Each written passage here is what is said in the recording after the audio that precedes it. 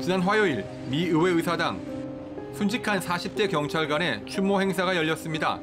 이틀 동안 유가족과 동료들 그리고 대통령, 의회 지도부가 모두 찾아 희생자를 추모했습니다.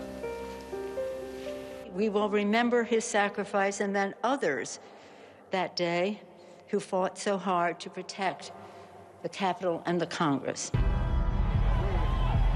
이 경찰관은 지난달 6일 의회에서 발생한 폭동 사태 당시 시위대 폭력에 희생되었습니다. 민주당은 트럼프 전 대통령이 이들의 폭동을 부추겼다고 말합니다. And we fight like hell. And if you don't fight like hell, you're not going to have a country anymore. We're going to walk down to the Capitol.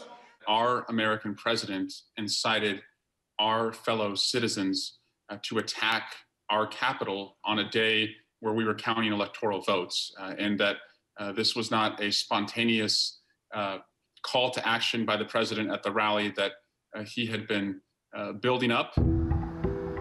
뉴욕 맨하튼에 위치한 트럼프 타워를 찾았습니다. 억만장자 출신 트럼프 대통령이 소유한 건물 중 하나입니다. 바리케이트와 무장 경관들의 삼엄한 경계. 대통령이 되기 전 그는 이 건물에 사무실을 두고 사업을 펼쳤습니다.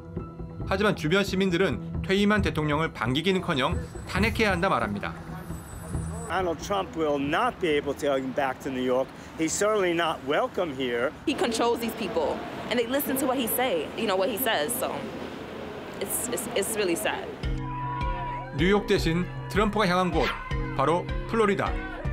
그의 영향력을 보여주듯 많은 사람들이 모여 전직 대통령을 환영했습니다. 그들은 선거 부정이 있었다며 트럼프를 끝까지 지지하겠다 말합니다.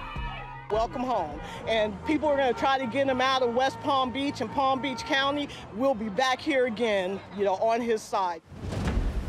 트럼프 대통령이 소유하고 있는 마라라고 리조트.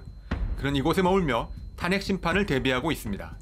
트위터가 폐쇄된 터라 특유의 SNS 정치도 힘든 상황. 그리고 지난 화요일 트럼프 전 대통령은 상원에 보내는 답변서를 공개했습니다. 우선 퇴임한 대통령을 탄핵하는 것은 반헌법적이라 밝혔습니다. If the accused is no longer president, where is the constitutional power to impeach him? Private citizens don't get impeached.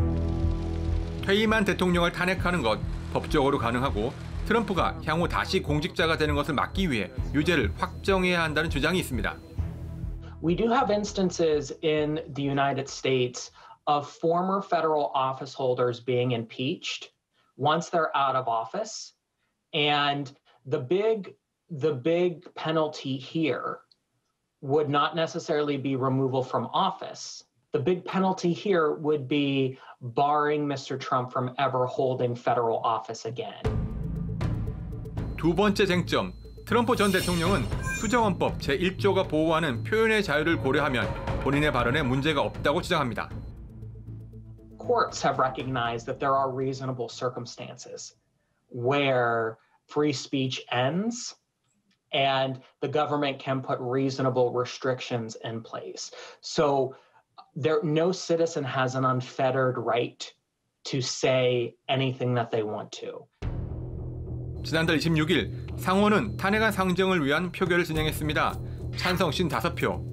탄핵안이 상정되긴 했지만 공화당에서는 단 5표만이 이탈했습니다. 실제 탄핵안이 통과되려면 67표가 필요합니다. 더군다나 공화당의 주요 인사들이 여전히 트럼프의 영향력을 인정하거나 나아가 적극 옹호하고 있습니다. 민주당은 그중 극우 성향의 마저리 테일러 그린 의원을 거세게 공격하며 탄핵 여론을 키우고 있지만 향후 의회 운영도 고려해야 하는 상황. The effort to impeach Trump distract attention of Congress to proceed on the necessary legislation needed to deal with current problems. Biden and the Democrats are confident that they could do multiple things at the same time. 바이든 대통령도 실제 탄핵안이 통과될 가능성에 대해선 회의적이지만 탄핵 심판을 진행하는 것은 중요하다고 말했습니다. 백악관에서 나왔지만 여전히 논란의 중심에 있는 트럼프 전 대통령. 폭동을 선동했다는 그의 혐의를 둘러싼 상원의 최종 결정은 무엇일까요? 지금까지 강윤기 뉴욕 PD 특파원이었습니다.